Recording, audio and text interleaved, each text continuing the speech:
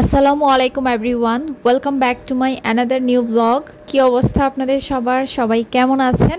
আলহামদুলিল্লাহ, আমরা সবাই ভালো আছি। আমি এত বেশি ব্যস্ত হয়ে পড়েছি যে এদিকে আমার বারান্দার গাছ শুকিয়ে মরে যাচ্ছে। আমার এদিকে কোনো খেয়াল খবর নাই। নতুন ব্যস্ততার ভিড়ে অন্য সব দিকে খেয়াল দিতে একটু হিমশিম খেয়ে যাচ্ছি। ইনশাল্লাহ ঠিক হয়ে যাবে, প্রথম প্রথম তো সেজন্য আর কি। আর আলহামদুলিল্লাহ আপনাদের সবার অনেক অনেক রেসপন্স পাচ্ছি, আলহামদুলিল্লাহ আলহামদুলিল্লাহ। আর ড্রেসগুলো হাতে পাওয়ার পর সবাই এত সুন্দর সুন্দর রিভিউ আপনারা দিচ্ছেন যে দেখলেই মন ভরে যায়। সবাই এত সুন্দর রিভিউ পাঠান, খুবই ভালো লাগে। তো এভাবেই আপনাদের পাশে থাকতে চাই সব সময়। আর সবার ঈদ হোক স্টাইল ভাইব বিডির পেজকে সাথে নিয়ে ইনশাল্লাহ। আর হ্যাঁ, থ্যাংক ইউ সো মাচ সবাইকে। আর এই যে দেখেন আমার ব্লগের অবস্থা, আমি এখানে ইফতার রেডি করতেছি। আমি আমার ব্যস্ততার ভিড়ে ব্লগের আগা মাথা হারিয়ে ফেলেছি। ব্লগটা আমি ঠিকঠাক মতো এখন কন্টিনিউ করতে পারতেছি না। গতকালকেও আমি ব্লগ দিতে পারি নাই। আজকে 2 দিনের ইফতার মিলিয়ে একটুখানি ব্লগ আপনাদের জন্য আমি রেডি করেছি। সবাই ব্লগের জন্য এত অপেক্ষা করে থাকেন। অনেক আপুরা আমাকে এভাবেও সাজেস্ট করতেছেন যে আপু ব্লগ ছাড়বেন না, যেটা শুরু করেছেন সেটার জন্য শুভকামনা, বাট ব্লগ ছাড়বেন না।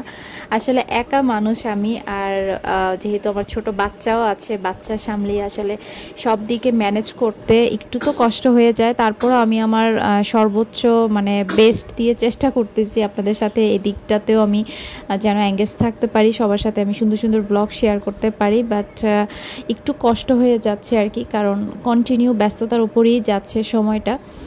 আর আপনাদের অনেক রেসপন্সের কারণেই কিন্তু আমার ব্যস্ততাটা অনেক বেশি বেড়ে গেছে। আমি একদম ফ্রি টাইম আমার নাই বললেই চলে। তো আমার মোস্ট সেলিং ড্রেসগুলো আমি এখন অনেককেই দিতে পারতেছি না, কারণ এগুলা এখন স্টক আউট হয়ে গেছে। তো অর্ডার করতে গিয়ে অনেক আপুদেরই মন খারাপ হয়ে যাচ্ছে। তো ইনশাল্লাহ আমি আবার খুব শীঘ্রই রিস্টক করবো সব। আর রিস্টক করার জন্য আমি নিজেই অ্যাভেলেবেল পাচ্ছি না আর কি, ওনাদের কাছে নেই। ওনারা যখন আবার নতুন আনবে তখন আমি রিস্টক করতে পারবো আর কি।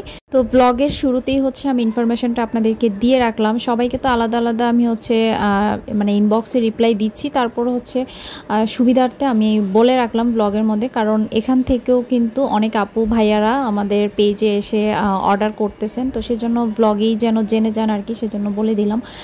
আর গিয়ে আমি আজকের ইফতারে করেছি পরোটা আর তান্দুরি চিকেন। তান্দুরি চিকেনটা তো আমি আগেই ম্যারিনেট করে রেখেছিলাম, এখন জাস্ট বের করে ভেজে নিয়েছি। এখন আমার অনেক ব্যস্ততার ভিড়ে যে ফ্রোজেন ইফতারগুলো আমি রেডি করে রেখেছিলাম ফ্রিজে, এগুলো এখন আমাকে খুব বেশি হেল্প করতেছে।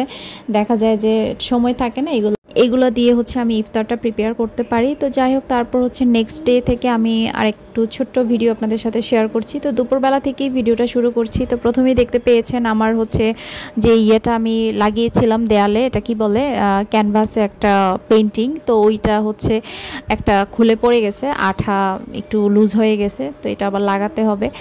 আর এখানে আরিশ দাঁড়িয়ে দাঁড়িয়ে সূর্য দেখতেছে।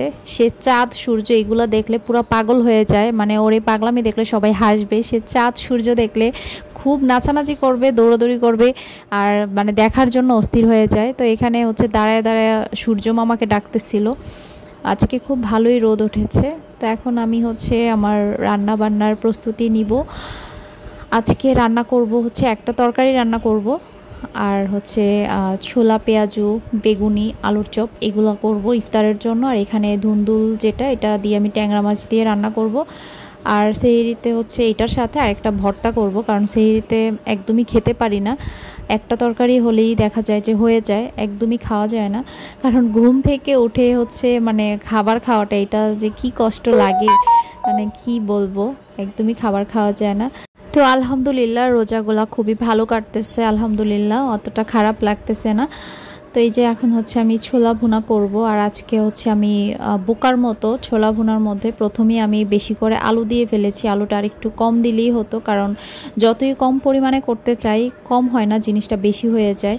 তো এই যে আলু বেশি দিয়ে দিয়েছি, যার কারণে আমি ছোলার পরিমাণটা কম দিচ্ছি, যেন কমই হয়, আজকে বানিয়ে আজকেই যেন শেষ হয়ে যায়।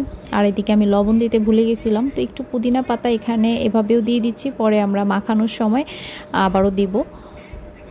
তো এইদিকে আমার এই তো ছোলা ভুনা রেডি হয়ে গেছে। এটা হয়ে যাওয়ার পর তারপর আমি তরকারিটা রান্না করে ফেলবো। ছোলা ভুনার মধ্যে আমার কাছে টমেটোটা দিলে বেশি ভালো লাগে, তো আমি হচ্ছে একটু বেশি করেই টমেটো দিই। আর এটাতে আমি একটু ম্যাগি ম্যাজিক মশলা দিই, এতে এটার টেস্ট আরও বেশি ভালো আসে। আর তারপর ছোলাটা একটু আগেই ভুনা করে রাখলাম। আর ইফতারের আগে হচ্ছে আমি এখন ভাজা ভুজির আইটেমগুলো করতেছি, পেঁয়াজু, তারপর বেগুনি, আলুর চপ এগুলা। তো আজকে যে ফ্রোজেন আলুর চপটা, আমি চিকেন আলুর চপটা করেছিলাম, ওইটা ফ্রাই করে নেব, আর এক্সট্রা করে বানাই নাই। আর এখানে ও অফিস থেকে আসার সময় হচ্ছে এখানে নিয়ে আসছিল, আমার পেঁয়াজ শেষ হয়ে গেছে, পেঁয়াজ, ধনেপাতা, লেবু, ডিম। তারপর এখানে হচ্ছে কে বেকারি থেকে বোরহানি নিয়ে আসছে ওর জন্য, বোরহানি আমি খাই না, সেজন্য আমার জন্য হচ্ছে কোল্ড ড্রিঙ্কস নিয়ে আসছে। আর এখানে হচ্ছে মিষ্টি ছিল, এই মিষ্টিটা খুব বেশি মজার ছিল আর একদম ফ্রেশ ছিল, মানে ওই দিনেরই ছিল বানানো।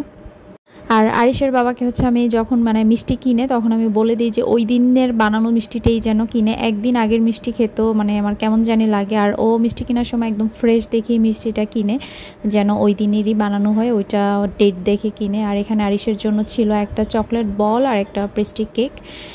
তো এখন হচ্ছে এই যে আবার একটা আনারসও নিয়ে আসছে, তো আনারস কাটিংটা এত বেশি সুন্দর লাগছে, আর এত মজার এই আনারসটা, আমি এত মজার আনারস আর কখনো খাই নাই, এত জুসি, আর মিষ্টির পরিমাণটা একটু অন্য রকমের মিষ্টি, এটা খুব বেশি মিষ্টি আর খুবই টেস্টি ছিল আনারসটা। তো এই তো আমাদের আজকের ইফতার রেডি, সব কিছু রেডি করে টেবিলে নিয়ে চলে আসলাম, এখন হচ্ছে ইফতার করে নিব।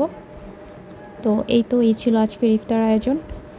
আর তারপর সেহরিতে আমি উঠে ডিম সেদ্ধটা আমি করে রেখেছিলাম হচ্ছে রাতের বেলা, তো এখন সেহরিতে উঠে আমি ডিমের ভর্তাটা বানাচ্ছি।